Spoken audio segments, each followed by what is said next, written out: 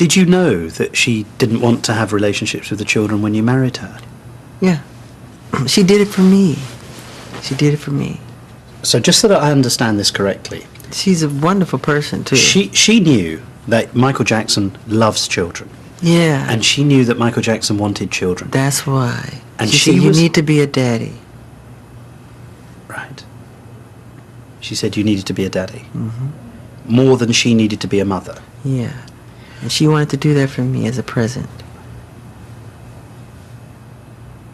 As a present? Yeah. Yeah. What do you mean? It's a gift. I used to walk around holding baby dolls. Really? Yeah. Because I wanted children so badly. What you've just said is that your wife gave you 2 children as a present because she knew you wanted to be a father. Yeah, that's a lovely gesture. Well, it's an incredible gesture. Yeah, there are surrogate mothers who do that every day. That happens every day in the world. Is that how... It's happening right now. Is that how Blanket was born as well? I used a surrogate mother, my own sperm cells. I had my own sperm cells in my other 2 children. They're all my children, but I used a surrogate mother. And she doesn't know me, I don't know her. And that's how I was born. How did you select the mother, out of interest? It didn't matter to me, as long as she was healthy. I didn't care what race. I said, as long as she's healthy and she doesn't have her vision's good and her intellect. I want to know how intelligent she is. Would you have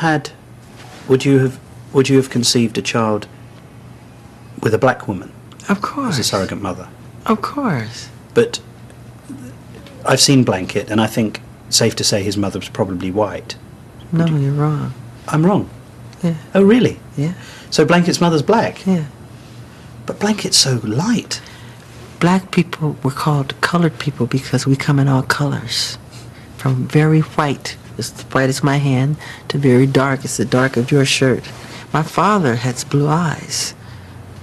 And when they see Paris, they always think Debbie. But that could easily be my father's genes, Really? Of course. So when do you think you're going to have your next child? I wish I could have it today. Really? I was thinking about adopting 2 kids from each continent around the world. Really? Yeah. A boy and a girl. From every continent? On every continent. That's my dream. And he deserved all the joys of life as any And so other it kid. was that we came back to our meeting at Neverland with 12-year-old Gavin. I'd found this easily the most disturbing moment of the past 8 months. Some have, and they say, is that really appropriate? When you're talking about children, we met Gavin, and it was a great privilege to meet Gavin because he's had a lot of suffering in his life. Yeah. When Gavin was there, he talked about the fact that he shares your bedroom. Yes. Can you understand why people would worry about that? Because they're ignorant. But is it really appropriate for a 44-year-old man to share a bedroom with a child who is not related to him at all? That's a beautiful thing. That's not a worrying thing? Why should it be worrying? Who's the criminal? Who's Jack the Ripper in the room? This is a guy trying to help heal a child. I'm sleeping in a sleeping bag on the floor. I gave him the bed because he has a brother named Star. So him and Star took the bed, and I'm on the floor in the sleeping bag. Did you ever sleep in the bed with them? No. But I have slept in the bed with many children. I sleep in the bed with all of them. When Macaulay Culkin were little, Kieran Culkin would sleep on this side, Macaulay Culkin's on this side, his sister's in there. We're all just jamming the bed. And we wake up like dawn and go in a hot air balloon. We have the footage. I have all that footage. But is that right, Michael? It's very right. It's very loving. That's what the world needs now. More love, the world needs a man who's 44 sleeping in a bed with children. No, you're making it all wrong. Well, tell me, help me. Because what's wrong with sharing love? You don't sleep with your kids or some other kid who needs love, who didn't have a good childhood? No, I don't. I would never dream of sleeping. I would never dream. Because you've never been where I've been mentally. What do you think people would say if I said, well, I've invited some of my daughter's friends round or my son's friends round and they're going to sleep in the bed with me tonight? That's fine. What do you think their parents would say? If they're wacky, they would say you can't. But if you're close family, like your family. You know them well, and But Michael, I wouldn't like my children to sleep in anybody else's bed.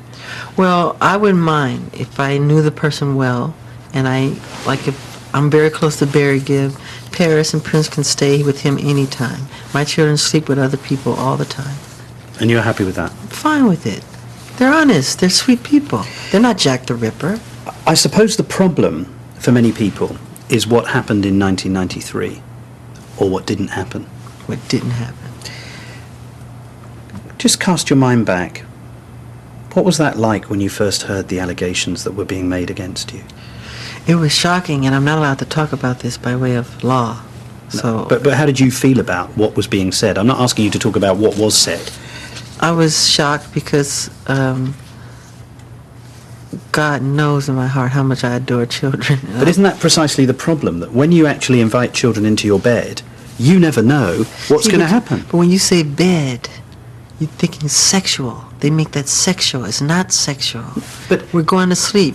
I tuck them in. I put a little music on, and do a little storytelling. I read a book. It's very sweet. Put the fireplace on. Give them hot milk.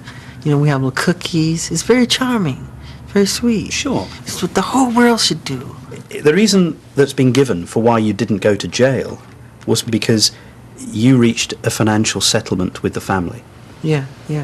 I don't want to do a long, drawn-out thing on TV like O.J. and all that stupid stuff.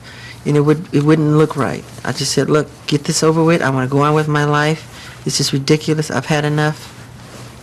Go. I questioned him much further, but the confidentiality agreement he signed means we cannot show that part of the interview. My questions had upset him deeply. People don't even eat with their fathers anymore, or their mothers. The family bond has been broken. It's an outcry for attention why kids are going to school with guns. They want love. They want to be touched. They want to be held. But they're busy off on their day job, and and they leave them at home on the computer, and they're just doing all kind of crazy stuff, and that's destroying our world. We need to bond again. That's very important, Martin. Why does it mean so much to you? I'm just very sensitive to their pain, and I'm very sensitive to the family, the human condition, on that subject. It means a lot to me, and I want to help, do whatever I can to help that, And it's, like I said before, and I'll say it a million times, I'm not afraid to say it. If there were no children on this earth, if somebody announced all kids are dead, I would jump off the balcony immediately. I'm done.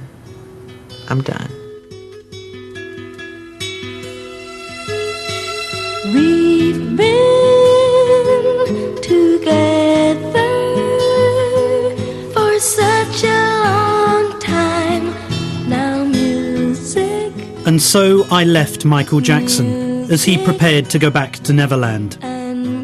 What I'd come to realise was that Neverland wasn't just a home near Los Angeles, it was Michael Jackson's world, wherever he happened to be. A place where his enormous wealth allowed him to do what he wanted, when he wanted, how he wanted. It's a place that he'd created. He'd lived there since he was a child, and it was clear that he would never leave. But for me, it was time to say goodbye to Neverland.